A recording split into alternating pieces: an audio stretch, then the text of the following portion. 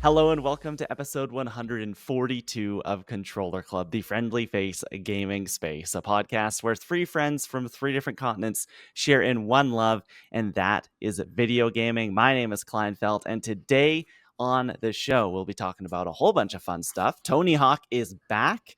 Controller Club met some of PlayStation's finest, and we are going to be reviewing Okami as our first book club game review of 2025. But before we get to all that, I want to introduce you to my illustrious co-hosts. First, coming to us from across the pond, it is the digital art daredevil himself, the collector of cardboard, Tom Drew. Tom, how is the Pokemon collection going?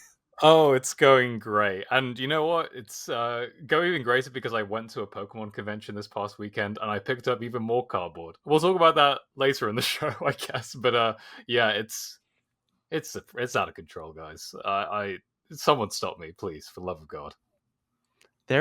We were also at a convention this weekend, Tom, which we will also talk about, Lauren and I, and there were some conversations about whether or not Yeah. to purchase whether or not to indulge you in your new addiction, Yeah. or We were like, we Yeah, didn't know which ones you were collecting. Yeah, it's probably just a bad idea to I think if it's my own money, I'm fine with it. If other people are paying for my addiction, I think that's a step too far. I don't think that's okay. Next up, you heard her voice a second ago. It is journalist extraordinaire, the Australian abroad, ready to hop on a plane to London in less than 6 hours from now. Lauren Rouse. Lauren, mid-packing. How's it going? Yeah, for the YouTube audience, don't look back there. But it's going well. I'm going to draw attention to my new mug, which has otters on it, again for the YouTube audience. Ooh. But for the listeners, just picture a mug with cute otters holding hands. I saw Tofino recently, and she's getting so big. And I can't believe I'm going to admit this, but I can't tell her and Luna apart anymore. So I saw them. Wow, some kind of mother you are. That is just, and to make up for it, you felt like you needed to patronize their establishment and purchase a mug. That's right. I got to keep them alive. Exactly. Okay, for sure. I'm sure that money will go towards their fish budget or whatever they eat. Those showing the mugs, stuff like that is YouTube exclusives. You can find that over on our YouTube channel. That's what you come to see the podcast for, as opposed to listen to it. Let's get into the news for today with the news we choose. Tom Drew, give us the best gosh darn news jingle you possibly can. Oh, it's a lot of pressure. I It's know. the news we choose. Yeah. What? Was that something? That was impressive. We'll go right to you, Tom Drew, because you set it up right off the top. What happened? What's going on? Where do you want to take us? Yeah, so last week, they announced the Pokemon Company announced that a new Pokemon Presents is coming this week.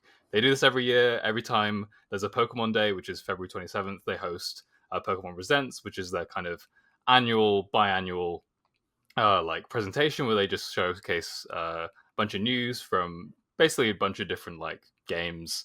Normally, it counts to like your Pokemon Goes, your Pokemon Sleeps, your Pokemon Cafe remixes, all this sort of stuff. But sometimes they like to treat us and give us a little nugget of information. So they're debuting this next, or by the time of recording this week, February 27th at 6 a.m. PT, so very early for you, Klein.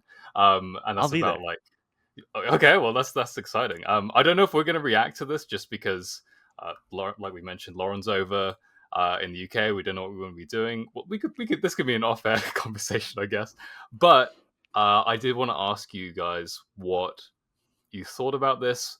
What do you expect to be shown off these showcases? Because Game Freak is very, like I said, they like to give us some little like nibbles sometimes, but a lot of the times it is kind of like your Pokemon Sleeps and this sort of stuff. So what do you expect to be shown, and what is your like dream thing that they bring to this showcase? Klein, I'll go to you. What do you think? What do I think about all of this? I think it's going to be, I mean, the Pokemon Presents are always very hit or miss. I don't think I've ever actually had one where I left and I'm like, man, that felt like a solid use of my time. There's moments in those streams that definitely feel like exciting and amazing, but then I'm sitting here going, Pokemon wants to track my sleep? What? They want to help me brush my teeth? What's going on? So we'll see. I will be there at 6 a.m. because I am very excited just to see what they will show. I think this year's going to be a big one. I do have a feeling that we get Pokemon Legends ZA. Like that's probably, I think, the best bet if we're talking about like big things. We want it. You're talking like what I want to see. I would love, and this might be a little more realistic than what I'm going to say next. Pokemon Red and Blue on Nintendo Switch Online. Just do it, make it happen. It makes so much sense. The thing I wish, the dream, is that we get an HD 2D remake of Pokemon Red and Blue in that Ooh. amazing HD 2D style that like Square Enix has been using. That the remakes of I guess I would say, in the Pokemon franchise, we've kind of been getting like, we had Gen 1 back on GBA, we had Gen 2 on DS, and I think we're up to Gen 4 on the Switch with Brilliant Diamond and Shining Pearl. I think that's the last remake. Yep. So I think a lot of people are wanting a Gen 5 remake, which would be very exciting. That game, actually, those games, that's black and white, right? They kind of had like a Yep. HD 2D look to them before that was even a thing. So maybe that's what we get. But like, I would love, just like, take us back to Gen 1, give us a full-on remake. I wasn't a huge fan of the art style of Brilliant Diamond, Shining Pearl. I think that was Yep. and I think they do need to switch up the art style a little bit, and I think HD 2D would be just the thing of dreams. It's never going to happen, but it's what I want. Yeah, that's the thing. I think like with Pokemon, my hope and dream is always that they go back to that 2D pixel art style as in some kind of form. Like I do like the 3D art style that they've done with some of the games, like Legends Arceus. I really like that art style. But my heart is always with that kind of like that pixel art is just so iconic. So if it was a case of them bringing Red and Blue or Yellow or any of like the older GBA games to like Nintendo Switch Online, I think that'd be really exciting. Just because they've also, they did it on 3DS with like you could buy it on Virtual Console and you could like take those Pokemon from those games and transfer it forward. Like, so my hope would be that if they did that they would do the same thing there. But yeah, the dream would be like a proper HD 2D thing. I think that would be so cool. And it like I haven't played the original Red and Blue. I feel like though that a lot of those older games, whilst obviously very iconic, they play a certain way and they could be updated in certain things. But I think like a HD2D, you could still retain that art style that a lot of people love while updating some of those like basically like quality of life kind of issues that those games have like in a modern era. But yeah, maybe that's the direction they go. I'd love to see that. Who knows? But Lauren, is there any kind of expectations that you have going into this showcase here? I just want to see Pokemon Legends ZA. That's pretty much, and I think that's kind of maybe likely. If it is indeed coming out this year, maybe we get a release date or a release window, like summer, fall, whatever it will end up being. If not that, I wonder if we know we're not hearing anything about Switch 2 until April, but I know that when I think it was when the Switch launched, but there was like a Mario collaboration, right? You could get the Mario kind of Switch edition, Yeah. or the Zelda exclusive edition. Anyway, I'm wondering if we're going to see a Pokemon exclusive Switch 2 like design, which could be cool. It might be a little early to announce that though, but it could be like, hey, here's when it's coming out, and if it is going to be a launch title, you can also buy it as a bundle with this cool new design for the Switch 2.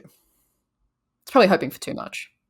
That would be really exciting. I mean, they have done it. I think with Brilliant Diamond, Shining Pearl, they did like a Switch Lite exclusive version for that, and they also did a Sword and Shield and Scarlet and Violet thing. So like, there's precedent for it. They could like drop the news here and be like, here's some exclusive Switch 2 stuff before the full showcase like in April. That would be really exciting. Yeah. But yeah, I have like a full expectation we'll see some stuff from Legends ZA, just because like we don't know anything about this game other than that like weird teaser trailer, like, and we can't keep using assets from that, like there's nothing to glean from it. It's like nothing. Other than that, it's coming this year. That like Yeah, when they debuted exactly. that trailer a year ago, I guess this week, it said 2025 at the end of it, so we know it's coming.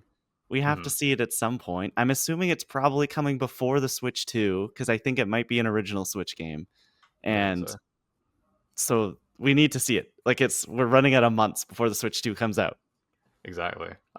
My hope for Legend ZA, they teased Mega Evolution, which is like in Gen 6 they introduced this mechanic where they you could evolve certain Pokemon into this like temporary form. So like Charizard got a Mega Evolution, and like Gardevoir got one, and Garchomp. So I just want to see their new like forms that they bring with that. Like Klein kind of mentioned, I've been getting really into like the Pokemon TCG recently, and like I want to see these like cool designs in the cards and all the different merch and stuff. So I hope they just show like some cool stuff. And my hope, I know that the Legends kind of franchise, it seems like they are just kind of able to shake up the formula a little bit with how Pokemon has been up to this point. But I do hope that they stick to that like catching mechanic that they introduced with Legends Arceus, because I just feel like it felt so good, and it'd be a shame to not have that going forward. Because it was just like, it was pretty revolutionary when they decided to introduce that. But yeah, any other expectations, thoughts? Gen 10, do we think we're going to see any closer to that? Probably not, right? Is I this don't like an think so. anniversary year? No. Next year is the 30th. Yeah. This is the 29th. Yeah, I feel like so we'll save probably big things for that year. Yeah, probably. Cool. Pokemon Presents. It's coming, I think, Thursday. Thursday. 6 a.m. Pacific, if you're catching this in time. If not, when you're from the future, I hope everything's been figured out, and I hope all the Pokemon announcements were fantastic. Lauren, we'll jump to you next. We had a heck of a weekend, so let's get into it. Yeah, this isn't so much news as it is just story time. But Klein and I hung out on the weekend, IRL, and we went to Fan Expo in Vancouver. And there were a couple of like pretty big names in the video game space.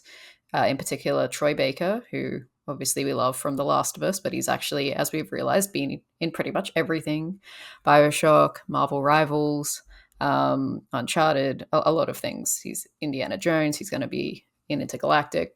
And also Najee Jeter, who is the voice of Miles Morales in Marvel's Spider-Man. And he was also Sam in The Last of Us, the first one. So we got pretty lucky. We got to meet both of them, have a few chats, even got to interview Najee for the direct. So stay tuned over there for our coverage. I also don't know if like we'll end up maybe putting some audio in the podcast of what we heard. We'll see if it actually turned out all right. But if not, we'll just recount what happened. So Klein, you weren't there for Troy's panel, but he is very much a showman when he comes into these like conventions. I've seen him once before do it. And basically a lot of panels, people just sort of like sit down in their chair with the moderator and act a little awkward. Not Troy. He's up on stage. He's walking around. He's like he said like, basically you're all here to attend church. And like he was giving sermons. But yeah, he gives very in-depth answers, will go on kind of long-winded stories, but they're all like quite entertaining. He's entertaining to listen to. But basically it was a Last of Us panel. Nobody had any questions that weren't The Last of Us related. He got into some really interesting stories about how, like, you know, the first time that Neil pitched him and Ashley on the story, and how it was sort of like instantly they knew that it was going to be something special, and that it was really relying on them as actors to like get it across the line. He talked about learning about a character's death in The Last of Us Part 2 and how that kind of evolved. And I don't want to spoil it in case anyone does not know about it, but also it's been like 5 years, so catch up. But anyway, it was an interesting story. Basically, I think that this character's death, like, it did not go quietly. Like, they had lots of arguments about it. And then in the end, after playing the game, Troy said that he came to the conclusion that they think they did the right thing. But also, like, don't throw hate at the actors who are involved, particularly Laura Bailey. So he reiterated that. There were a few other stories. I did get to ask a question after holding my hand up for 45 minutes. So I have a new arm muscle that I didn't know I had before. And I asked him about whether there was going to be any of the cut content from the games that he worked on that he would like to see in the TV show. His answer was kind of, again, a little bit long-winded, because his thing was like, I don't remember there being anything that we used that was cut, because basically in game development, you don't really make things unless they're going to be used in the game because it's such a lengthy process. So he didn't really give me a straight answer on that, but did say that he thinks that there will be like that they will go into side characters and things that we haven't seen in the games in the TV show, and that he's very excited for it. Yeah, so that was kind of the main things out of the panel that I can think about. But we also did get to go up and meet him again, a YouTube audience exclusive. But I got my game signed, which is kind of cool. So cool. Yeah, so we got to go up and say hi and take a selfie. And I asked him about, I think I told this story on the podcast maybe a couple of years ago, but I went to Songs for Joel, which he did in Sydney. I kind of brought that up with him, and he was like, "Oh, that's so great. I really want to keep doing those." He didn't do one in Vancouver, unfortunately, but that he's planning to release like an album with all of the songs for Joel. So that'll be cool for everyone to experience that, for those who don't get to go to these like really quite small and intimate concerts. So yeah, that was a really good experience with him. But Klein, it was your first time meeting Troy. Did you have similar feelings? Yeah, it was pretty cool. Like I just went up with Lauren, Lauren was the paying customer, so Lauren was getting the photo and getting the autograph. But I just went along, and yeah, it was kind of surreal to shake his hand and say hello. I was a little upset I didn't get to go to the panel. I was busy getting Resident Alien Season 4 release updates at their panel. I was putting in the hard work talking to Alan Tudyk. I got a signed notebook from Alan Tudyk for asking the question, and that was pretty neat. But That's pretty cool. yeah, meeting Cool. meeting Troy was just he was so personable. He really comes off the way that he does in like most interviews I've heard him talk. Like, yeah, he is very like, he likes his stories and is very like into everything that he does. He's a very passionate guy, and so just like getting to get up there, getting to talk to him. I don't know how he was standing on that show floor all day long in a thick cable net turtleneck and a leather jacket, and his hair still looked perfect. And he just, Amazing hair.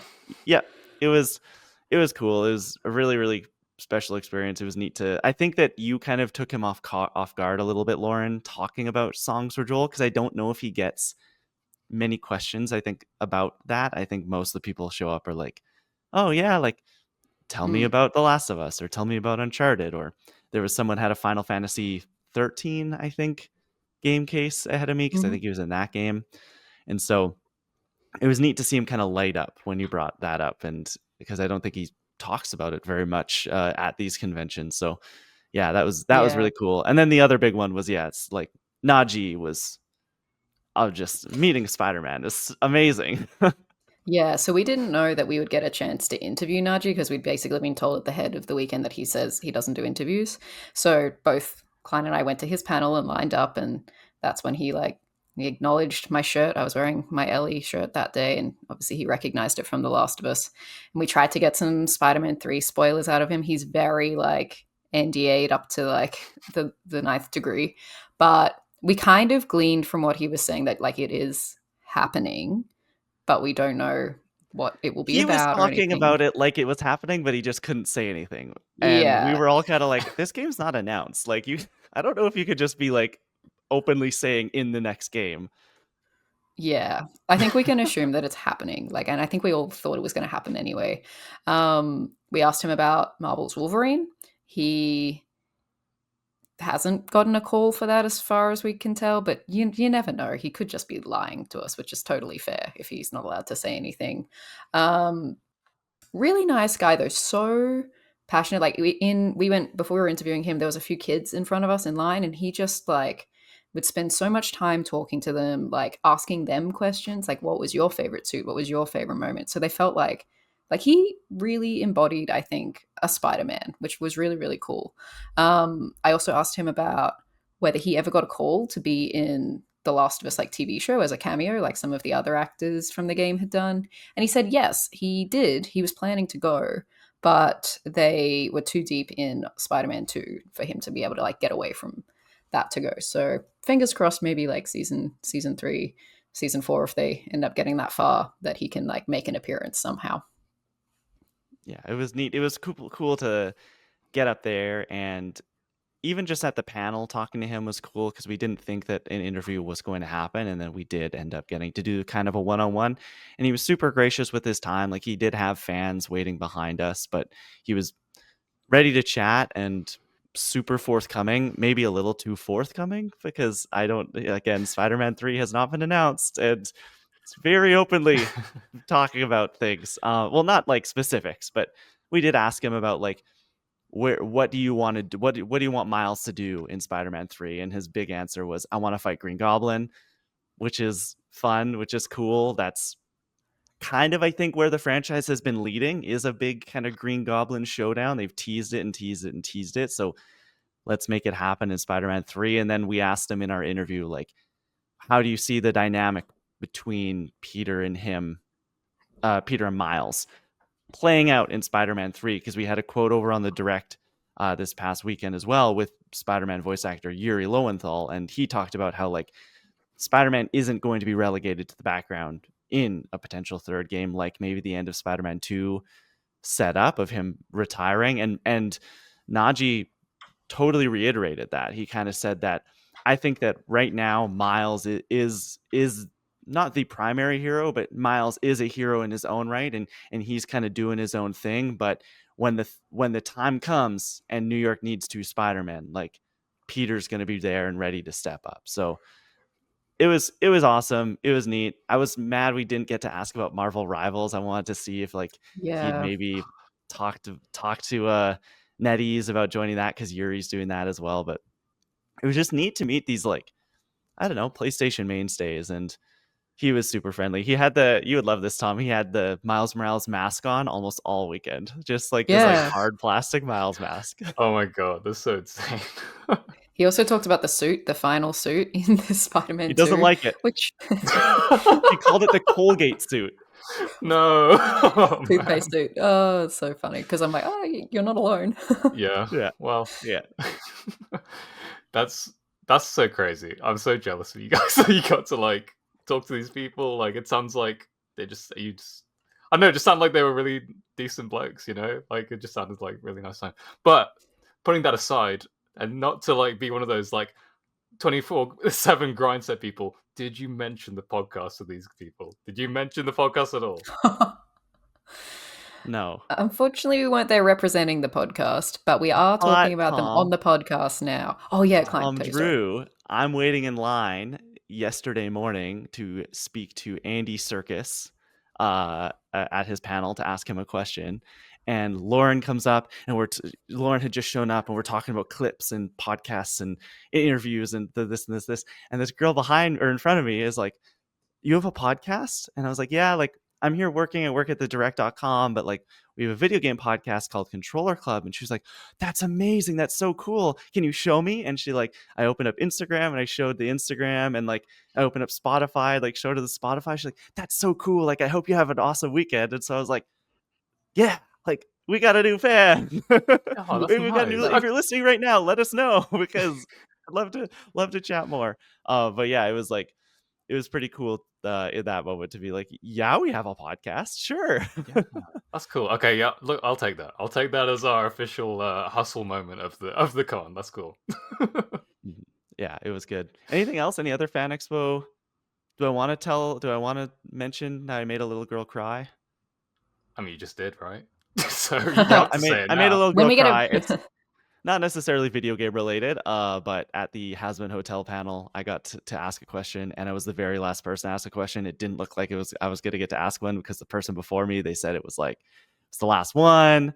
Anyways, I got up there. They throw to me. This little girl's behind me, bawling her eyes out, going, "Can I please? Can I please?" I'm like, "I'm sorry. Like, I'm here to work. I have to ask this question." And I asked it, and they answered it, and then everyone, like the people before I went to the mic behind her in line, were giving me daggers, like just like eyes on me. I was the bad guy in this moment. I feel awful. Oh Like, god. I feel terrible. But like, I had been waiting there for an hour to line up, and she showed up about midway through the panel and just like stepped in line somehow. I feel terrible. I feel so bad. But sorry, but I I mean, have no sympathy, how because I was pretty peopled out by the end of the weekend, because like, listen, I understand these are fans, they don't have interview experience, but the amount of stupid questions that were being asked in Lauren's this cracking the panel. whip. I I'm saw sorry. sides of Lauren this weekend that Oh. Lauren is I don't not mind if it's happy. like one or two here or there, or if it's a child asking it. Firstly, this is Has Been Hotel. This show is not for children, and there's like 10-year-olds in Gonna line. say, yeah. So, first I was like, what are you doing watching this show in the first place? And I think even the talent were kind of getting sick of being like, wow, what would your character do if you were on a road trip with this character? It's like, who cares? What's their favorite color? Like, If you were the best one, there was this girl going around to every panel asking everyone, would you rather oh be a yeah, samurai, a cowboy, or a pirate? Ooh. Which But a what good would you be, question. though? Yeah, what would you guys be? Samurai. yeah, samurai. I think it'd be. I was gonna say pirate, but you get How about scurvy. pirate Yeah, samurai? samurai's the best one, isn't it? Mm. No, cowboy's cool too, though. I just don't Anyway. like horses. They kind of scare me. They got Yeah, like these true. long Fair enough. faces and I want they're a sword. big. Yeah, Yeah, swords are cool. big cool sword. Yeah. They had replica Anyway, Buster swords at the con, Tom. And I That's was like, how do sick. I try and get a replica Buster sword through airport security? Please. Oh god. Yeah. anyway, That's that was Fan Fan Expo. Expo weekend. Nice. That was awesome. Okay, we'll go to me with the last story. I don't know how much conversation is going to be had, but I had to mention it on the podcast because, guys, it's happening. It's happening. Tony Hawk is back, kind of, maybe. We don't really know. This is from Blair Marnell at GameSpot. Earlier last week, Call of Duty Black Ops 6 had an update that teased the return of Tony Hawk's Pro Skater. In a skate park map called The Grind, there is a banner with the THPS logo and the date, March 4th, 2025, or I guess 0304 2025. Now, the official site for Tony Hawk's Pro Skater has a countdown clock on it to March 4th, 2025, which may mean an announcement is imminent. The very first Tony Hawk Pro Skater game was released by Activision in September 1999, and although the 25th anniversary has come and gone, Hawk revealed last year he had been in contact with Activision about doing something to celebrate the quarter-century milestone. Hawk later confirmed that the long-running franchise will continue. If there's news coming soon regarding the future of THPS, there are two likely options. The first is another remake, like 2020's Tony Hawk Pro Skater 1+2, which helped revitalize interest in the games. There have been some predictions that Tony Hawk's Pro Skater 3+4 could follow. However, a more enticing prospect would be a brand new Tony Hawk Pro Skater. The last fully original game in the series to hit consoles was 2015's Tony Hawk Pro Skater 5. Additionally, there was a previous report that the next Tony Hawk game could arrive as soon as this summer. Given the timing of this announcement, that seems very plausible. This was the end of a saga last week. At the beginning of the week, we had a pro skater who was in the last game on a radio show being like, yeah, I'm in the next Tony Hawk game. And there's no Tony Hawk game that's been announced. We're all like, what's going on? Then there's this report that apparently Tony Hawk is coming back and it will be a shadow drop at this year's Xbox Summer Game Showcase. That sounds fantastic. And then we have this happen where there's a countdown. Something's coming on March 4th. I don't really have anything like exciting to say other than like it's happening. Like my baby's alive, and I didn't think it would ever be alive again. I said to Lauren on the streets of Vancouver this weekend, this would be like if they just announced Sly Cooper was back from the dead. Like I totally had accepted the studio that made the last game does not exist anymore. I don't know who would be making this game. I hope it feels as good as the last one did, but like if this is Activision other Xbox, sign me up because we're getting Tony Hawk again. I hope it's 3+4, and I hope it comes very soon. I'm very excited. The second that this game is announced, you guys better watch out. Fantasy Critic, I'm gobbling that thing up. All the money I have. Yeah, I don't know. I don't really have a question for anyone, but I just wanted to say it.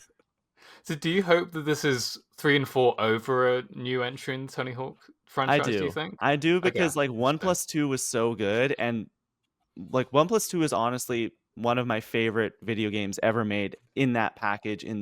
Like they did such a great thing of like adding in some of the stuff from 3 and 4 into the original two games to make it just like the ultimate experience. But I will say 3 and 4 are the best games in the franchise. So like if we can do that with 3+4, bring back those levels, I'm just gonna be just so happy. A new one that does kind of scare me a little bit because like the last time we got like a new one was Pro Skater 5, which was awful. So right. I would rather it be a remake. I would rather they play it safe for now and then maybe the next one, if they're going to do more, go back and do like a. I think the next one, if they were actually going to do a full-on new one, it might actually be like a Tony Hawk's Underground 3 or Okay. something new, as opposed to like going back to the Pro Skater name. Interesting. Yeah, I've always been interested in like skating games. But I've never been as invested as you've been, obviously. But like, if they released a new one, I'd probably want to try it out. Like, I loved Skate 3 back in the day. I really liked Bomb Rush Cyberpunk, which is also like a it's kind of like a skating game, but like a very different approach to it. So I hope this comes to fruition. I hope it's 3 and 4 for your sake, though, because that sounds. If we get this and Skate in exciting. the same year, That'd be jeez sick. That'd be Louise, crazy. I'm gonna be thriving. I know Lauren's. She said to me yesterday, she was like, "This will be the part of the podcast I tune out for." So I don't know if Lauren has anything to say. I'm excited for you. Thank you. Sly will come back one day too, I promise. Well, he kind of did. He's on the PlayStation Store now. It's the best I can hope for. You're gonna get Sly 5. It'll happen. There's a cliffhanger at the end of the last one. True. Maybe one day. Okay, that's gonna be the news we choose. Tom Drew, give us that outro. It's the news we choose. Yeah. And now we jump from our fully rendered realistic selves into the world of cel-shaded Japan, because we are hopping into Okami, our first book club game of 2025. If you don't know, each and every month, sometimes every other month, if it's a bigger game, we do a video game book club we like to call New Game Plus. And so for the last 2 months, from January into February, we've been playing Okami. We're going to do a deep dive discussion on it right here, right now. But before I'll do all that, we'll set the table a little bit. Basically, the reason we're doing this is because Okami 2 was announced at the Game Awards in December after a very long time, I guess 18 years since the first game was originally released. They are making a sequel. Think it's still very early. It's going to be a long time before we're playing Okami 2, but you can go back and watch our live reaction of that announcement happening at the Game Awards over on our YouTube channel. In the moment, all of us, I think, were kind of like, I haven't played Okami before. I know Lauren has played Okami, but both Tom and I were like, I've heard so many good things and I would like an excuse to play this game. And so we did. We decided we'd take the dive, we'd give it a shot, and here we are. If you don't know what Okami is, I don't know why you're listening to this section of the podcast, but for some context, Okami is a 2006 action-adventure game from Clover Studios, published by Capcom, originally released for the PlayStation 2. It has since come to so many other platforms. It's been basically on everything. You can play it on just about anything up to this point. And it's been heralded as one of the classics of its era, with some comparing it to the critically acclaimed Legend of Zelda franchise. It's set in a fictional version of classical Japan. It combines Japanese mythology and folklore to tell the story of how the land was saved from darkness by the Shinto sun goddess Amur. I'm so bad at saying the main character of this game's name, which is going to be a problem. I'm going to try, and you guys can correct me. Amaterasu? It's Amaterasu. Amaterasu. I'm missing, every time I do it, I miss a syllable. Amaterasu, which is a wolf and is really cool, took the form of a white wolf. It features a Sumi-inspired cel-shaded visual style, which I thought was very cool, very painterly, and the Celestial Brush, a gesture system to perform miracles. These essentially function as your hook shot in The Legend of Zelda, your bomb, your like all your abilities you get are these kind of brush techniques, and you use those in combat as well. Now, with the sequel in the way, we thought we would give the original a shot. We've played it. We did it. So I want to know, what have we thought of Okami? Did we finish Okami? And I think for this game in particular, it'd be interesting to know what our history with this game is, because as I teased, Lauren has a history with it. And I also I think it'd be nice to get into like the story of where we have kind of seen and thought of Okami over the years. We'll go to you, Lauren, first.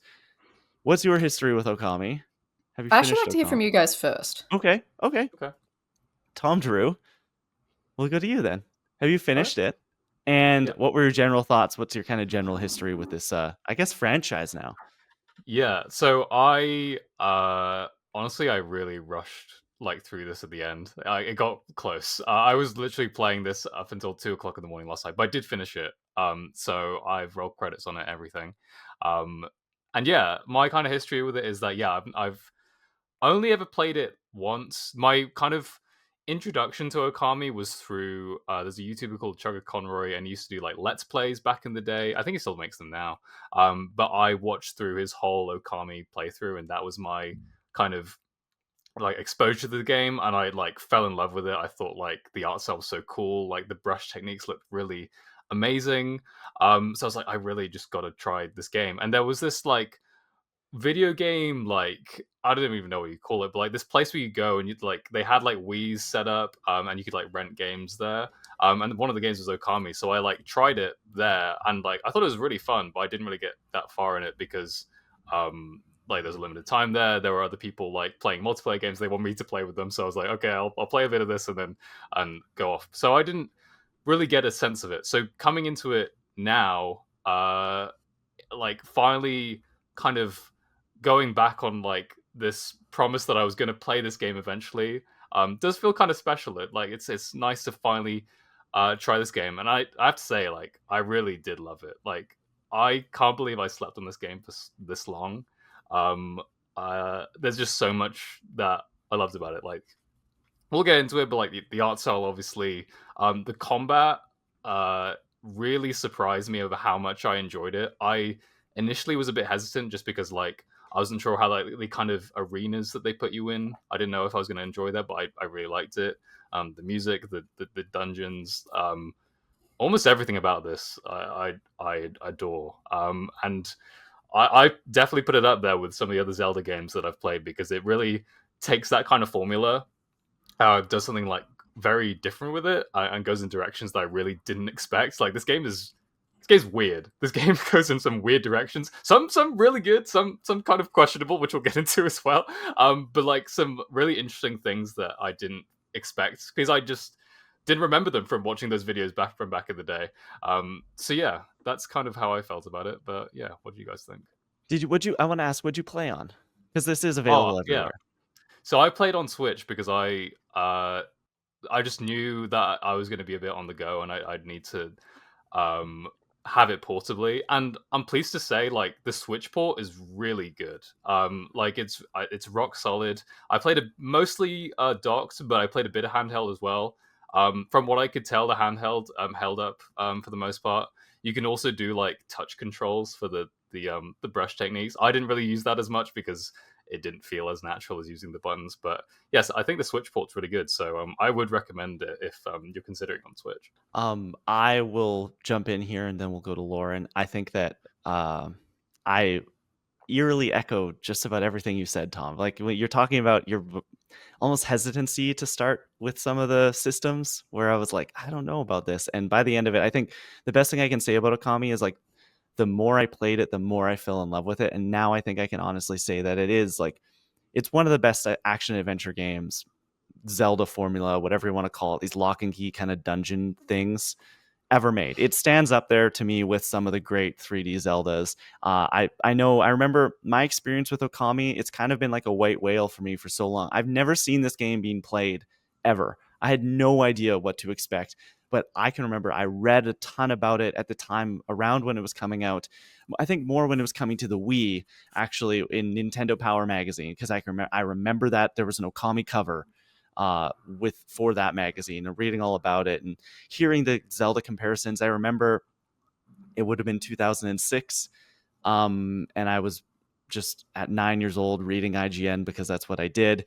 And the big debate at the time on IGN was, is this the best Zelda game of the year in a year that Twilight Princess came out? And that was a debate. It was harder for some of people on the staff there than you would maybe think. And so like that was always like kind of impressed me. And then throughout the years, I kind of had like thought about it at different times, but I never gave it a shot. I never actually dove in. And as somebody who loves the Zelda games as much as I do, I think, doing myself a discredit. I always thought like it's going to feel like a cheap knockoff. And I think that it does take those systems that I think were maybe popularized by Zelda, but have appeared everywhere. I mean, like you look at games like Darksiders is a big franchise that is essentially same sort of Zelda formula. Whereas Here, it did take those things, and I think it spun its own kind of spin on just about every system. Like the using the paintbrush for the items that you would get, and the unique take in combat here, where it is, I think Zelda is a little less combat focused. There is combat, but it's not like this is like you're in battle arenas, you're performing kind of combos almost on enemies, and I really enjoyed my time. There are definitely some things which we'll get into that I'm like, we can leave that in 2006. We don't need to return to that. But for the most part, like I absolutely loved it. I think the art was amazing. I think that just the character designs in general were so good. Like especially, I'm gonna try and say it again. Amaterasu. Oh my god, Materasu. Materasu. Amaterasu. I'm missing that You just one say Ami. syllable. You just say Ami. Amy, Amy, the yeah. wolf. Their design, 10 out of 10. Love the look of the world, love the look of the weapons, love the look of the characters. So I think that this is like this. It's pretty hard not to recommend playing Okami, but we'll get into like the nitty gritty of that. Lauren, you have a history with this game. What is it? Did you beat it? Have you finished Okami? I know it was going to come down to the wire. It's okay if you haven't, but where are you at?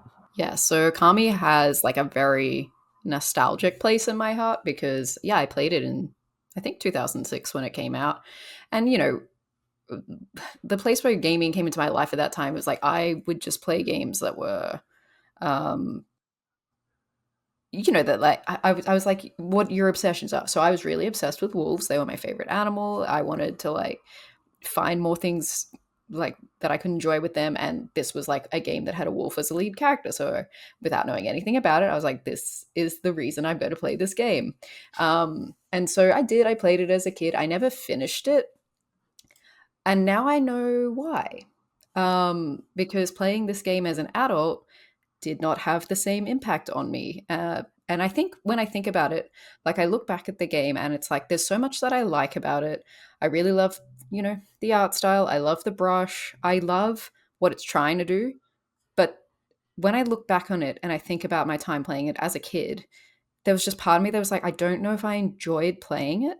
And there's times when you guys have said to me, like, oh, wow, if you like Okami, I don't know why you wouldn't play Zelda and this and that. I don't know if I do like Okami. And that's the thing. So because Interesting. I like what it's doing, but there's just so much in the way that gets in the way of my enjoyment with it. That playing this, there was part at the beginning I was like, this is great. I like all the nostalgia. It's like ticking all the boxes. But then I was like, towards the end, I was like, this is a grind.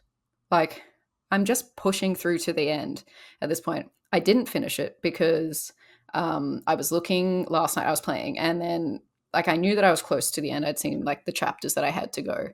And I was like, I wonder how long this is going to take me. And I looked on like a YouTube walkthrough. It was going to take me 3 more hours. And I was like, it's already midnight. So I was like, forget it. I just watched what happened in a cutscene on YouTube. So I know what happens and it's fine. But I can probably safely say I don't think I will go back to finish it because it's like I've gotten what I need out of this experience. This isn't to say I won't play the sequel because I think if they can address some of the things that we'll bring up, it has the potential to be like really, really amazing.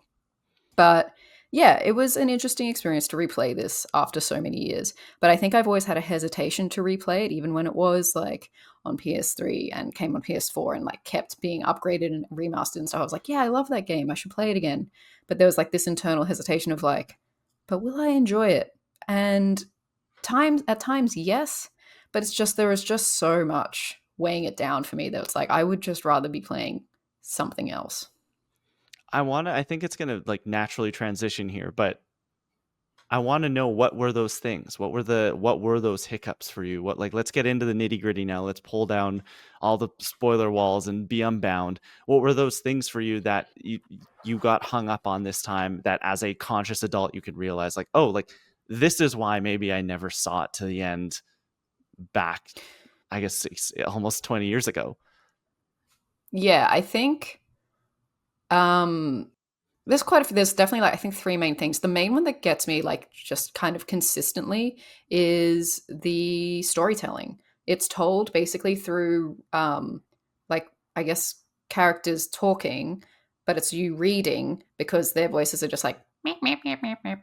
Like So Animal they're not Crossing. actually voices, which is fine. But it's like, and then also they're saying the same thing 16 times in Mm. a row and highlighting it in red so that you get it. And I just want to skip because I'm like, I don't care. Like, it's not like I'm getting any performance out of you from this for this piece of information. And then once they're finished talking, I sit there and I'm like, wait, what am I doing? Because there's nothing. Sometimes there's just no direction on what you have to do. And so there's a lot of times that I'm going to the walkthroughs to be like, what should I be doing here? So there's like an overload of information that doesn't mean anything.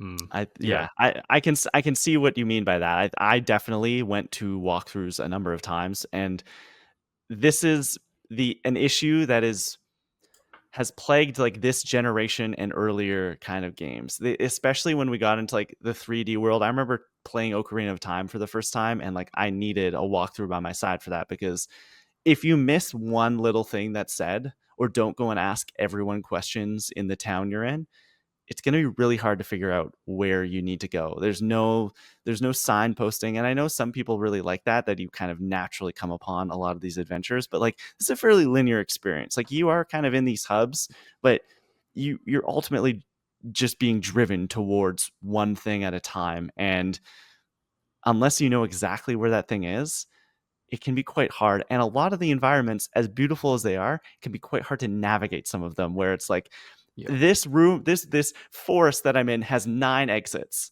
and 2 of them are very close to each other. And if I go up this path up on the cliff, I can get up to the waterfall and then I can go across to the next area. Or if I go over here, I'm going to find myself somewhere completely different, and it can be very hard to like navigate. I see exactly what you mean. It can be very hard to navigate and know what your next objective is. I had enough fun when I got to those objectives that I kind of saw past it, but it is definitely like it feels like a game that was made in 2006. Is kind of where I'm feeling. Yeah, I think like one example I have of like, yeah, the kind of dialogue like over explaining something, but then there's actually kind of like nothing to kind of glean from it. One of the examples I kind of had was is a dungeon towards the end of the game, and there's basically like this like these spinning eyes, and there's kind of like a slot machine that you have to like use your brush techniques on. And Isun says at one point like, "Hey, this should be pretty easy. Just use your brush techniques." And I'm like, "Okay." And I was using all sorts of different brush techniques trying to figure out how to do this. And they have And a hint system built in where you can yeah, call the little cricket and he'll tell you what to do. But a lot of the times, what they say is so nebulous that I'm like, Yeah. I don't yeah, know it's what like you. I know. I had to look up a guide for exactly the moment you were talking about, Tom. yeah, because it's like I have all the pieces, I know what I'm supposed to, but it's like I don't know the specific way that the game wants me to accomplish these things. At times, and I think yeah, sometimes the dialogue kind of stumbles over itself, and the navigation, because like you also have points where like the map will kind of circle something, so you know like okay, I have to go over here, but sometimes it won't. Sometimes it'll just leave it like very open ended. And yeah, like you kind of said, Klein, it is there are benefits to that, and I kind of liked aspects where I was just like, okay, I'm just going to explore like Shinshu Field and see what is around, and kind of find my way through there. But then, yeah, sometimes it was a bit more obtuse, and yeah, it just kind of was a bit like a little confusing. Yeah, I definitely had to look up a guide a couple times because I was just like, I don't know what the game is asking me to do at this point. But yeah, that was definitely something I hit up against as well at points. I think that the dialogue in general and the amount of it in this game is a lot. Something that I There's think a lot. Zelda does fairly well is there are story beats, and you definitely do like talk to people and get dialogue, and it moves the story along. But it is fairly like you're not sitting there for minutes at a time most of the time, and getting, unless it's some big major story beat. There can be just like small moments where I'm sitting talking to this damn cricket for minutes on end, and I'm like, what am I even doing? What's going on? Um, but then when you get out of it, I did have like I feel like I don't want to just talk all of the negatives, because there's a Yeah. lot of good Well, here, but there are some things that's definitely holding it back, and these are a few of them. The dialogue is there's a lot. Yeah, There's a lot of story, and by the end of it, I was kind of just like, I don't know what's going on. Like, we're gonna save the world. Like, I get it. There's a shadow yeah. demon. We're gonna fight him again. I will say, like, there is a lot of dialogue, but I think, like, for the most part, at least for me, like, I did like a lot of it. Like, I feel like there has like kind of this quirky like writing style to it. And maybe that's just because like my background, like Well, it's a of weird like certain, I agree with you. The tone of the game is weird, and yeah, it's fun in some moments. Like I'm gonna go save this baboon princess, and she's gonna fly off to space at the end. Like that's sick. That's cool. We're gonna shoot Baboon lasers in the sky. Princess. What game Yeah, are you playing? there Oh, was a baboon. isn't bamboo? Oh, Like bamboo. the Sorry. yeah, Yes, yeah. bamboo princess, not baboon. Bit of confusion there. Yeah, I was Yeah, like, I thought they were birds. no, bamboo princess, and they go to space. And like the final boss is you're like like it's. I kind of got the impression you're like kind of like fighting the galaxy, like you're fighting this just like really insane yeah, multiversal thing, and it's weird, it's fun, but like I could do without like so much dialogue, yeah. and a lot of it that was It making just me slows groan. the pace. Yeah, That's the thing. The pacing, I think, is one of the detriments of it because like it does feel like if you haven't played the game, you should play it. But like the game is split into like three arcs, I guess. You have the like the Orochi arc, you have the like Ninetales arc, and then you have the final alien did arc anyone think they'd thing. beaten the game after the first arc? When I beat that Yes. first that first big I boss, I thought was so. like, That's wow, why that's why why when you everyone guys said this game was suggested so long. well, yeah, when you suggested playing it, because that was me as a kid being like, "Oh, I've reached the end." And then I was like, "Wait, it keeps going?" It And keeps then going. it keeps going Mhm. again. You fight that last boss like 3 times throughout Yeah. Yeah. the period of the game. Yeah, it's pretty nuts. And like I can kind of like in some ways I like it because it's like it reminds me of like an anime with like different, you have different arcs. But in Mm. my brain, at least like my memory of the game was that Orochi arc, for the Mhm. most part. So, and that feels the most, I would say, the most like complete and like fleshed out. The other ones are good, I think, but I don't think they're as strong as that first one.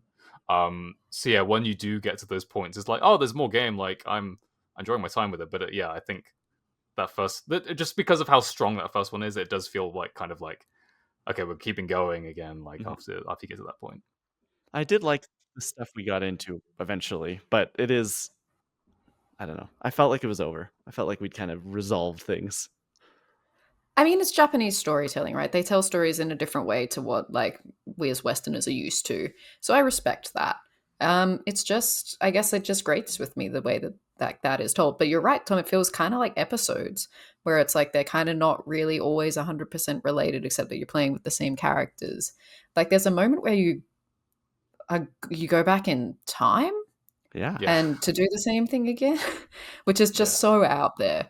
Um, and that's the part I did not reach in my first playthrough. Well, my first playthroughs as a kid, so that was a surprise to me. I'm like, oh, here we are doing it again. So it was surprising, but I think the problem towards the end is that you run out of brush techniques to kind of like incentivize you to continue on. So it feels like you're not really aiming for anything much. Like they kind of hold off on the very last one until like right at the end. Um, but then before that, it's like you're getting this one and you're getting this one and you've got so many, and that's cool because they make the game exciting. But then when that slows, it's kind of just feels like it's a bit of a grind with the same stuff.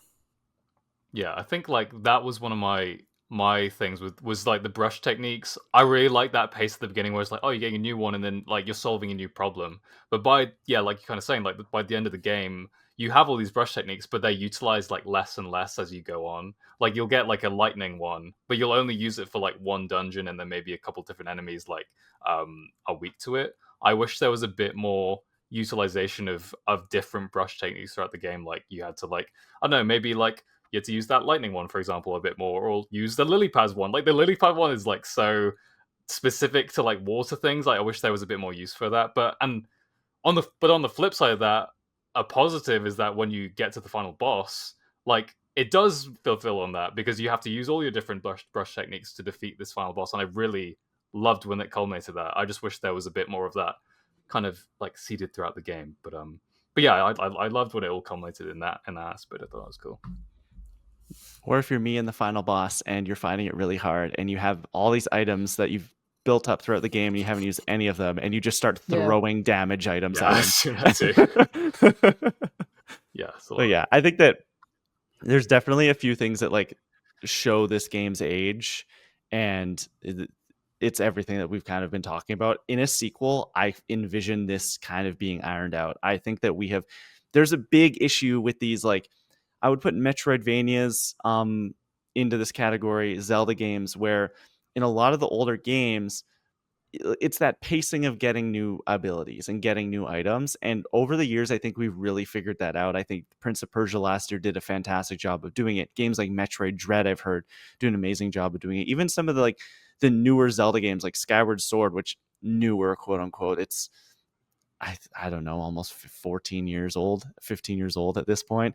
That game did a great job, but you do have the detriment of the stuff you get at the end of the game you only have for a couple hours, as opposed to the lily pad I've been using for 20 hours through this whole time. Also, were you guys like, can you, I don't know if you can because I never tried it, but afterwards I thought about it. Can you put yourself on a lily pad and then make wind and like blow the lily pad along the water? Okay, I didn't know Yeah. that because I I would never just do thought to try I that. just did individual lily pads every time I had to jump, and it was really annoying. Like it Oh, was really, like, there's that one tunnel sequence that you have to do so many times to get back to Shinju Field from the like the secondary area, and every time I'm in this tiny, tiny space and I can only last in the water for so long. I can only make the lily pad like the tunnel is tight enough that like doing the lily pad in it would only register if it was like a certain circumference, and it was very frustrating. But yeah, it's then when I funny you finished the mentioned. game, I was like, wait a second, I probably could have just done wind. Yeah, it's funny you say that because like I knew that you could do that, but I also just did the circles each time. Like there's a like side mission in one of the villages in Ryoshima Coast that you like taxi people around the village essentially, and you use the wind technique on lily pads for that.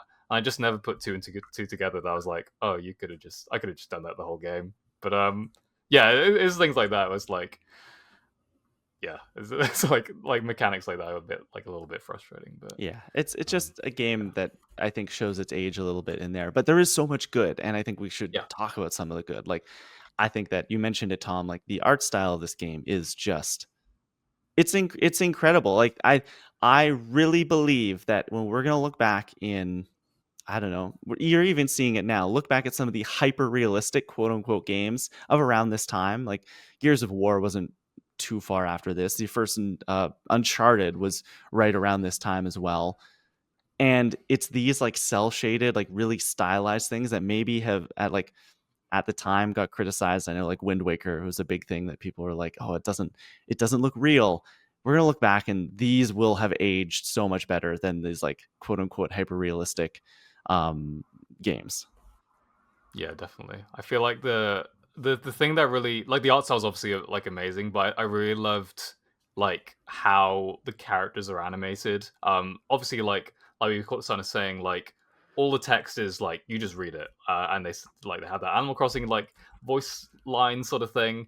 But I think the game made up for it, at least for me, in terms of like how the characters were like moving around, like even like Isun, like he'll like bounce up and down like quicker if like he's like a bit more angry or certain things, or like even Amaterasu at certain points will like her jaw will drop at like certain like silly moments, and it's things like that I just really appreciate it, and like you don't get those like very intricate hyper detailed facial animations that you do in like modern games now, but I still think like a lot of the character from these characters like shines through just because of how they are presented in this art style, and I think I just really appreciated that. I thought this, yeah, like you said, this game is gonna hold up forever. Like it just looks so good from top to bottom.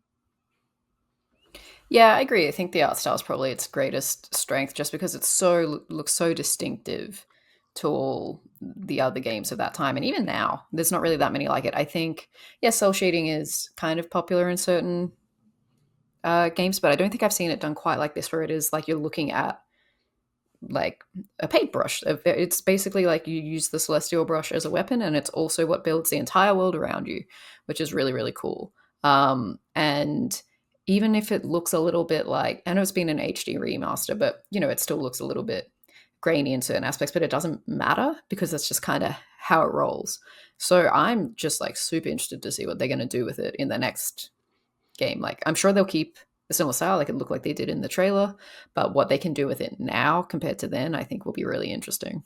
Yeah, I think they'll be like, this game with HDR on will look incredible. Like, just the colors will pop. It'll look absolutely stunning. I like what you mentioned there, Lauren, that like the art style plays into like the actual the game itself. It isn't just the way that it looks. Like the fact that it is like so painterly, and that painting is like obviously a very traditional Japanese thing, this particular style of painting, but like the fact that your brush is so intrinsic to the game itself. I had no idea that that was the case. I thought I was going to go and get special abilities, go get a bomb, go get a claw shot, go get whatever, a way to walk across the water. But the fact that they like bake in that painterly thing into the game itself is it's genius. Like the brush itself, I was so impressed by, and the fact that like, oh, when the first few abilities, I was kind of like, okay, the wind and the lily pad and things like that. But when I got the like, I think the claw shot was really the first one for me. It was like, oh, like this is so cool. And then like the reversing time, and like the making the whirlpools, and changing the time in like in the sky. I like doing stuff like that. I was like, this is just, or slowing down time, things like that. It was this so ingenious, and the way that there were a couple I did have inconsistencies. I kept drawing I think it was the sun changing the time of day. I Oh kept yeah. drawing it in the wrong direction, and it doesn't register. But for the Yeah. most part, like, you could just like, it could tell the difference between a circle and a line that was a bomb versus just the circle that was the lily pad, and the slowing down the time. And I think it did a pretty good job of registering what I was actually trying to accomplish, and it just like, it worked. And I've never seen a game use a system like this, and I was super impressed by it. Yeah, I think the celestial brush is probably the biggest highlight out of the game. It's just so ahead of its time that, like, in 2006, it could pause the game, sit there and draw with your sticks, like all these different symbols, and have them impact something in like the puzzle environment. That I think is where it's really ahead of the curve. Um, and because I just have not really seen anything like it. Like, obviously, like, Breath of the Wild, Zelda, you have to do like, use motion and things to solve puzzles, but like to have like I guess like an arsenal of like drawings that link to powers, that link to elements of the world. It's just really, really well designed. I can't believe Yeah. this game wasn't a Wii game, like, or wasn't initially developed as a Wii game. It was a PS2 game, because just looking at like I would think that that is a motion sensor gimmick, like from the get go. I'd love to actually try this game on the Wii, because I think it would play very well on the Wii I with think they doing say these bad drawings. things about Really? it. They're like, I'm Okay. pretty sure the creator's like, we don't talk about the Wii version. Oh, interesting. Okay. Yeah. Yeah, I think like in terms of the thing that the brush techniques like that really surprised me is how it like interplays with the combat. Like, I Mm. thought, kind of like how I mentioned up top, like I thought it was gonna. I was a bit hesitant with like the combat systems and like the arenas and how that would work. But the biggest like hang up was, I was worried that you obviously, when you use your brush technique, everything pauses and it allows you to draw, because like how else would you do it? And I thought that was gonna really like um I guess like break up the combat and make it like not as engaging. But it really didn't get in the way with that. The battle still felt really like fast and frenetic, even when you're like dragging across the screen to do like a power slash or something, like, or taking your time to draw like a cherry bomb. It really allowed. That's where the pacing, I think, really shined. Like and I think that's also incentivized by the fact that the battles rate you on how fast you beat them, because Yes. you're like, I gotta beat these things fast. But they just feel so fluid and fun. And that's also like plays into the weapons you get, because you get like your kind of your reflector is your first kind of weapon, but then you also get like the rosaries, which are my favorite. Like, they're these like beads that you can like attach to enemies. They Mhm. kind of like multiply damage. I thought that was really cool. obviously the sword as well, and then you unlock like dodging and all these different techniques as you go across the game. My favorite thing to do, I don't know if you guys did this, but when you have a reflector in your like secondary slot, you can like essentially counter enemies, and when you do that, you basically suplex certain enemies. Like they'll attack you, and then you'll like do a massive flip and do like major damage. So sick. So there's so much depth in the combat on top of all of the brush techniques you get throughout it, and like the different elements, uh, and how they affect enemies and that sort of thing. So I was blown away by that. I think that might be my favorite aspect of the game. I just loved doing battles. I just put on that little charm that made the scrolls stay away from you, and then I just would run away from all battles because I Oh, actually find them annoying. Um, I liked the combat because like I didn't like it at first when I walked into a room and saw the scroll and it took me into this like battle arena, and I'm like, this is not Zelda at all. Like, because Zelda is you walk in a room, there's a couple enemies, but I almost every battle felt to me like a little puzzle where it's like, okay, I have these. The enemy variety also, just shout out, I found so many, there's so many different enemies, and yeah, at first it's like I have no idea what I'm supposed to be doing against this person, but when you do beat them, you can like look in your like look back in your index and it'll tell you little secrets of how to defeat them better and what their weaknesses are. And so every time I'd walk into a room, it's like, okay, or I get into a battle. Okay, I have this wheel that does this, and this monkey over here, and this burrowing one. And it's like, okay, I have to take care of that elemental one first because he's just going to be a jerk if I don't. And I also thought it was very satisfying just the way that combat unfolded, where it's like, okay, I've slash, slash, slash, knock this person down. And then when you get them into that slow motion kind of state, you can like, okay, oh, that person's in slow mo in the air. I have to slash them right now so I can get those extra resources that I can go and use later. I just thought it was this like great dance, and it got very hard. It got difficult, but I loved the way that like those little arenas then evolved into like the big boss battles. And you are still in Zelda, you're ultimately like it comes down to slashing your sword for the most part, unless it's about a boss battle. Like all the main or all like the primary bits of combat is just you going and fighting someone with your sword and your shield. Whereas I loved that like this was like every combat encounter, oh, for this one I have to slow things down, or I have to use the wind, or I have to use the I have to drag this like fire that's on the battlefield over to this enemy because they're weak to fire, or slash the flying guys out of the air before they can get started, and then fight them on the ground. I just thought that that was like a really, really cool and different thing than what I'm used to in these kind of games, because it is so different from Zelda, is like actually using these powers that you've accumulated in the battles themselves and not just in the boss battles or to navigate the environment. I was like super impressed by that. By the end, I was kind of like, I'm done with these random Leave me encounters.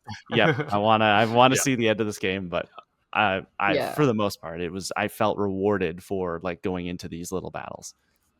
And I just want to add, like, the design of the enemies is so cool. Like, I know, Thank you. like, they every time you meet a new one, it comes up with like a cool, like, almost like a, I don't know, like a poster for what they look like. And it's a shame that it's in like kanji because I want to know what their names are and things like that. But they're really, really cool. Like, you'll be fighting these kind of like imp things with paper masks, and then there'll also be like a wheel with a mouth on it, or I don't like the things with the faces. Like there's like these weird, just like big, long, human-looking faces as the yeah, wheels, yes, and yeah, a whole freaky. like I think there's like a bull with a human head or something like that. Hmm. They're creepy, but really, really cool. Yeah, Yeah, the character designs, I think, just in general, I think they did such a good job, like top to bottom. I love the idea as well, and this goes back to the kind of the first act of it, like how Ami is this reincarnation of Shiranui, and all these other characters are reincarnations, and seeing like the differences when you do get to that time travel part of the game, I just thought was like so sick. So yeah, I just the character designs, they just did a fantastic job. I will say the Overall. character designs are also another point where this game has definitely aged. Like there's like Oh yeah, there is a character that is literally called Miss Booby Lady multiple times, and I'm like, this is, and I'm Busty like, do Babe, we need yeah. Busty Busty Babe? Babe. Yes, and I'm like, do we need jiggle physics in this world? Yeah. Because they're very present and very apparent. And I'm just like, this is, I understand that like this is an older game. I think this game's rated E for everyone here, which is just like seems crazy to me. This game is way hornier than I thought it was going to be getting into it, Yeah. and I think we can do away with it in the sequel. Yeah. We can address that. It definitely, I don't think it was something I picked up on as a kid, so maybe that is why it's like fine for everyone. But women are fetishized to the utmost degree in this game. By this damn All the cricket female, over and over again. yeah, like getting in their kimonos and things like that. I'm like, oh, this is makes my skin crawl. I hate Isun. I do not like that freaking little guy at all, particularly because he chats so much. But like, yeah, and I know that's just like like it's written every. Even like Amy at points is just like a little bit like mesmerized, and I'm like, you're a freaking dog. Like, anyway, yeah. So I think hopefully that is like a time, an era that is now gone. It was brought up far too much, and I definitely noticed it a lot more now, like with age. But yeah, I think it's a drawback for the game for sure when you go back to replay it now. I do know it's part of like Japanese culture as well, but like I've never seen it in a product like this at the level of this. Yeah. I think there's a way to do like, like sex appeal in media. I don't think this is the way No. necessarily. Yeah. Like it's a lot. Like it is a lot. And I remember it being an aspect of it when I watched that Let's Play like way back but I didn't know it was like this overt and this like kind of consistent I throughout. cannot tell you the level of shock Yeah. the first time that it started to happen. I was like, "This what? Like what's going?" And then it just kept happening. I'm like, "This is crazy!" Like with more than one character over and over and over again. It is like for good SWAT like parts of this game. The main drive is like we better save that person because they're sexy, and like that's it. Like, and I'm like, wow, like this is really like we also kind of need to save the world. Like there's like some like crazy dark demon power, but like let's go off on this side mission because like Busty Babe is telling us to go do it. And it's like this is crazy. Who ends up being evil, which I'm like, cool, we'll play into that trope again. But again, it's 2006. What can we say? So I do hope, like, I think there are ways that they can definitely I don't think it'll fly if they do this again. In the second game. So I think like there are definitely ways to avoid it. Like just have the women in the game be like warriors or like be capable and more than just. There was like I think one character. Is it one who like comes with you into the forest or something and leads you away? She can turn into a dog as well. That group in the north. Yes. Oh yeah, right. Yeah. But for the most part, pretty much every single female character is fetishized in some way. Yeah. But I do want to go back to the good very quickly. I will say that like you want to talk, she makes the evil turn, the evil side. Like we were talking about combat, things like that. I think the bosses in this game are great, and she leads into like the I think it's I don't know the name of the dragon, but the dragon you fight over and over again with the 9 heads. Oh, Orochi. Yes, like I think that some of the boss design in this game, leading into like the temple design, that is to me, Tom, your favorite part of the game is the combat. Mine is this like the bosses in the temples. It is like so Zelda and so good. The ship temple where you're in there and you're changing the time of day and it's like filling the water, like the tide is rising. I thought like this is I just played Skyward Sword. There is a temple like that in it that they maybe not entirely ripped off from this game, but there is Okami DNA in it, and that game was released like 4 or 5 years later.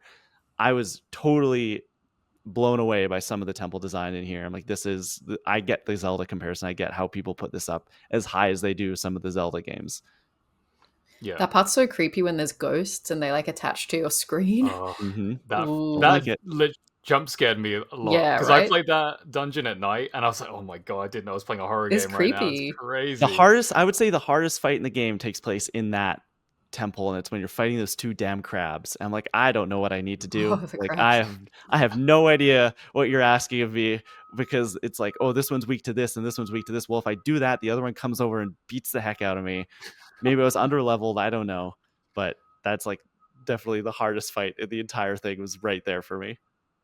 Yeah, it's pretty tough. But yeah, like the temples and like the dungeons, like they're just so also well designed. Like that sunken ship one was a highlight. I also like the one where you go. I guess it's like the emperor's, like you go inside of him and you're like seeing Oh like yeah. his like Yeah. innards. I Yep. just thought that was like So so weird. creative. Like another like like I said, this game's weird as hell. It is And weird. like there's things like that, and I just think that's like so fun. Even like the like segments when you're like you basically go like you're smaller, like Ami becomes like the size of Mhm. Yusu, and you see him, and like just the ways that they're able to make like giant feet like hazards and stuff like that. I just like the creativity across the board was so cool. But yeah, the temples like were one of the highlights. I thought they were so well designed. Yeah, they're just really good.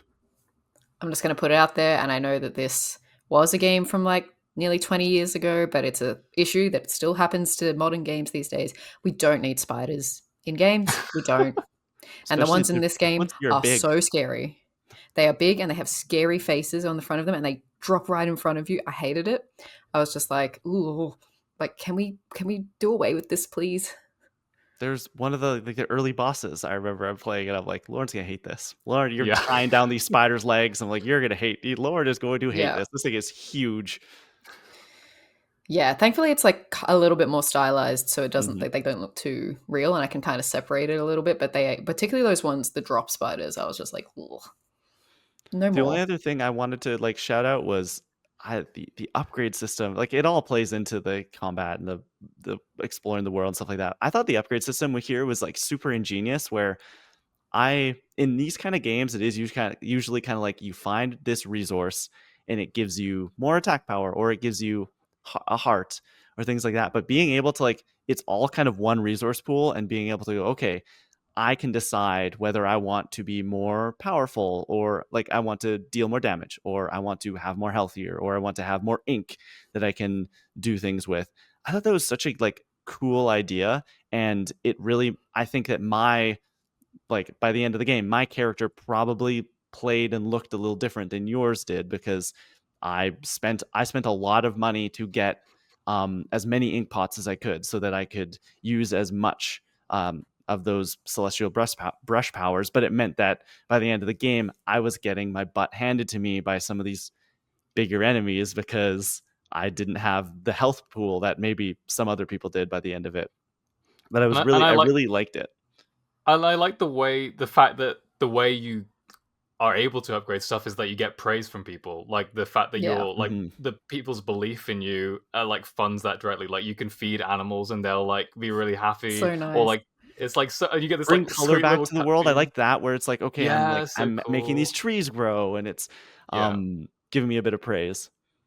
Yeah, I thought that was really nice. The only other like major thing of the game that I want to shout out is on the good side is the music. The Mm. music is so damn good. I particularly loved if you want to take, at least for me, if you want to take anything away from this, if you haven't played the game, if you're not going to play the game, listen to Orca's theme. It's one of the best pieces of music I've ever heard in a game.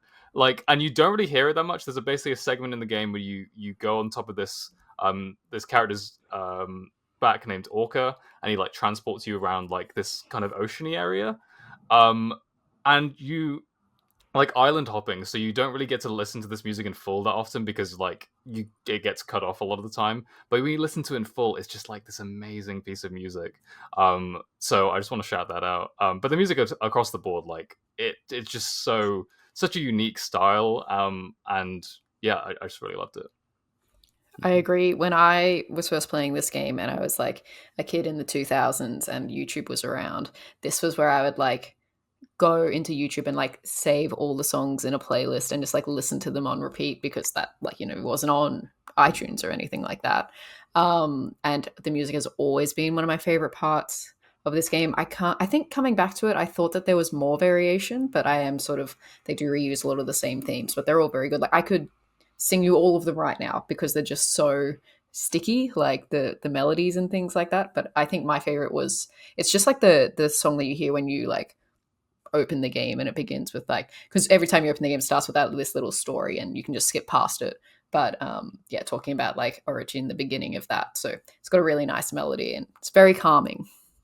I've always been a fan of like I would say like challenge music. Like we bring up like the dog music from Final Fantasy VII Rebirth. Like these little challenges that come. I like the like when you're chasing the chickens in Zelda, the music that plays there. I love the. I don't like the mini game as much. I did figure it out, but the digging up Oh yeah. Oh radishes like gosh, challenge yeah. song is like is pretty good. A little mini game there, but yeah, the music in this is awesome, and I totally understand now how big of a deal it was when this orchestra at the Game Awards started playing the main theme. Because when it started playing for me, I was like, I don't get it. I don't really know Okami super well. That's Take how me I back knew in that time. we would getting a sequel. I was like, wait, this sounds so familiar. And then Mhm. like seeing the style, I was like, get out of here. It's been nearly 20 years. Mhm. Anything else that we want to touch on for Okami 1? Because the last thing I've got is there any big one dream that you want for Okami 2 coming off of this? I think the thing for me is that I like the brush techniques in this game. I hope we get some different ones in the Yeah. next one. I think like I said, the lily pad very situational. I wish there were some more like diverse ones that you could maybe like include. So I think just shaking up a bit, I think would be really exciting and finding new challenges for that. So that's my big hope for it.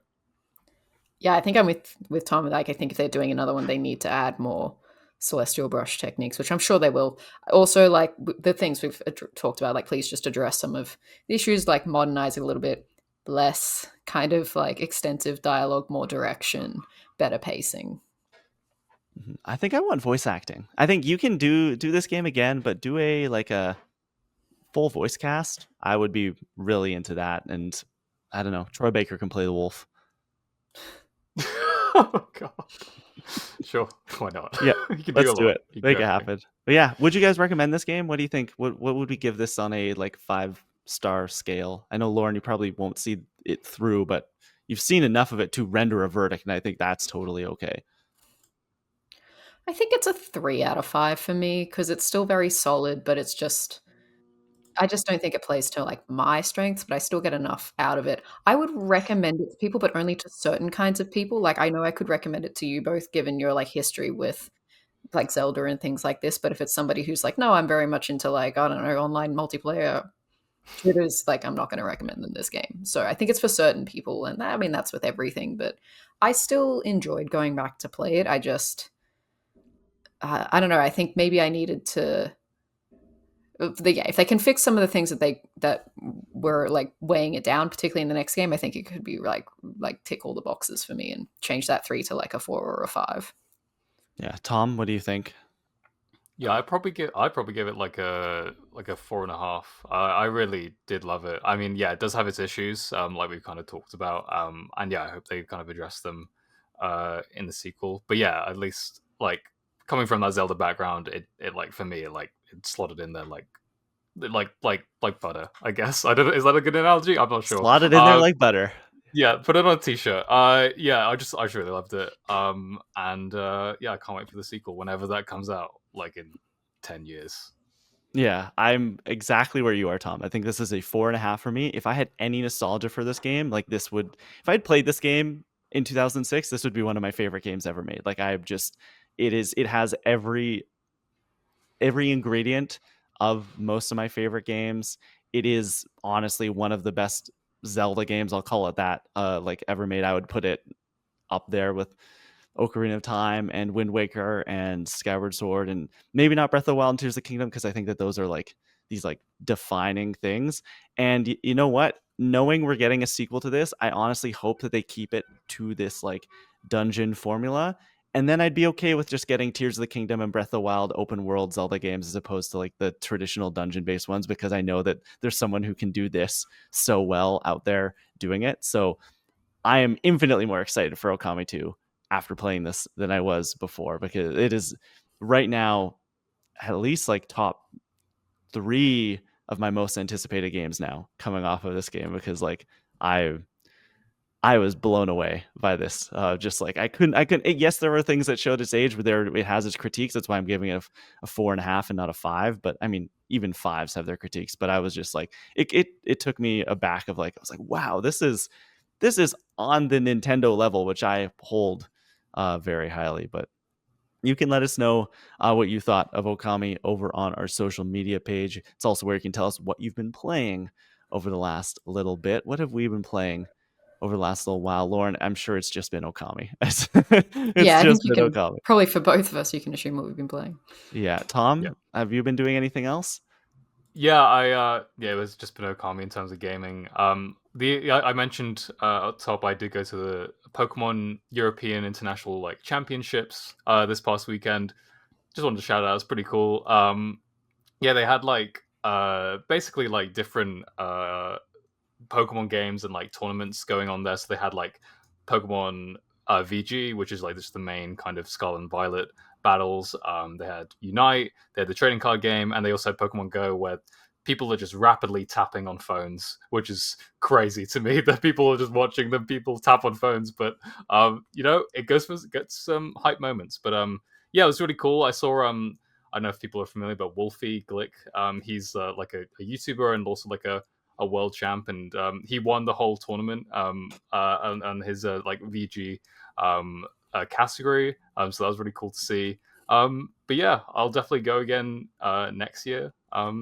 Yeah, just a fun thing I did this weekend. Awesome. The only game that I have other than the Metaphor Grind continues. I started Golf Story, which it came out a few years ago on the Nintendo Switch. I think it might be from Nintendo Switch's first year. It's a little indie game that was like critically celebrated when it came out. It was on sale for $4. I was going on a plane. I've been on, I guess, 4 different flights in the last week, so I was like, oh, I'll download it. It is a golfing RPG that's like very, very like the story's like very anime. You're like rising your ranks through the golfing world to become the very best golfer. It's got this really cute top-down 16-bit art style, and instead of like getting stats like attack and health, you are honing your golfing skills. You can drive farther. You have like better precision. I love video game golf. Like I've loved the Mario Golf games for a long time, and what used to be Hot Shots Golf and is now Everybody's Golf here in the West on PlayStation.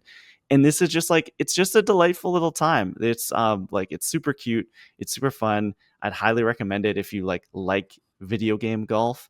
The story is fun enough, and they give you they do a great job of giving you unique challenges. And it's like, okay, like, hey, this time you actually have to get it in the hole without landing on the fairway. Like you have to go from bunker to bunker and get it in the hole. And it's like they do fun little things like that, or you're bouncing golf balls off the back of turtles to like go and get into the hole. It's really cute. It's really fun. I had $4 in Nintendo Cash to burning in my pocket, so I was like, let's give it a try, and I'm really liking it so far. So yeah, Golf Story is the only thing that I've got. That's what we've been playing. That's going to be it, basically, I think, for the show. Unless, do we have a comment corner this week? Do we have anything to shout out, Tom? I can shout out a couple comments Yeah, here. shout out a comment, and then we'll get out of here. Yeah, sure. So Ryan Cortero from Aces of Fandom just left us a comment on our previous episode here, saying, "Today I learned that PlayStation All-Stars didn't have icons like Lara Croft or Spyro. That needs to be corrected. I hope PlayStation is listening because I really like the movesets you guys came up with for these characters. I need two questions for us here. Would you guys want to see a story mode for the game? And who would you want the main villain to be?" So that's in reference to our last episode, in which we built the cast for a PlayStation All Stars Battle Royale 2. But yeah, Yes. Lauren, do you want a story mode in that sequel?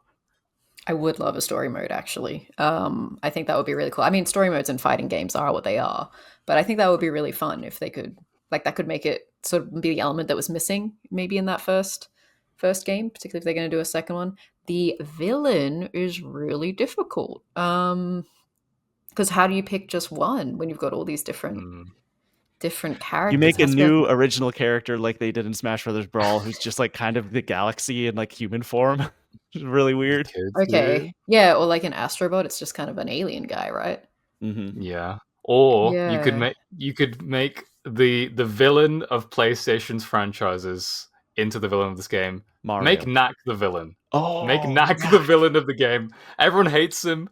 So he's getting revenge. He's And taking it out on he all can get these very heroes. big. He Yeah, collects all those exactly, yeah. pieces. He gets very large. That's good. That's the Knack thing, would be good. yeah. I was gonna say, like, I don't know, Jim Ryan. Make it some PlayStation executive. That's not going to Yeah. age well. No, definitely not. Definitely not. Be fun, though. I would definitely. I love these like fighting game story modes. Smash Brothers, Super Smash Bros. Brawl. What was it called? Why am I blanking? Subspace Emissary. Subspace Emissary. Yeah, I loved that. Even though it was like really weird, I was really into that. And those cutscenes still just absolutely rule. So I would be very into them doing a PlayStation All Stars story mode and a villain.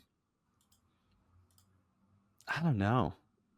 An Xbox Master Chief. Yeah, Yeah. Phil Spencer. Could do.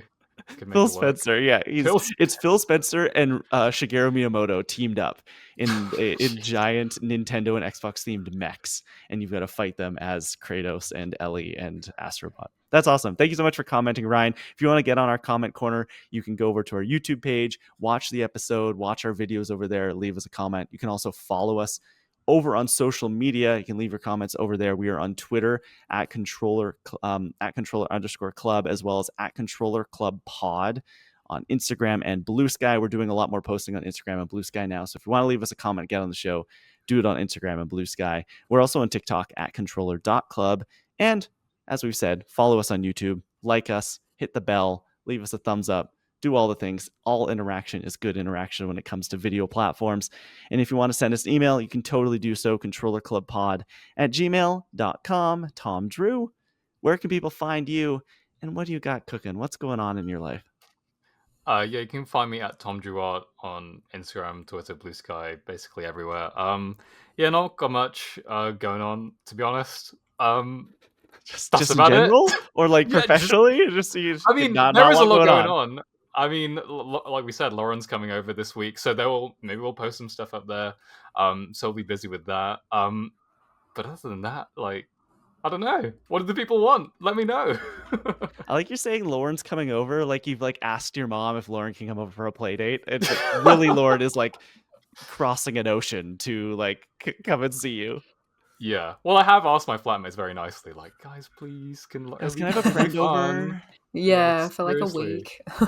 Yeah, come on. My mom will talk to your mom. Okay, Lauren, where can people keep up with you? Do you have anything exciting if they were to look for you online?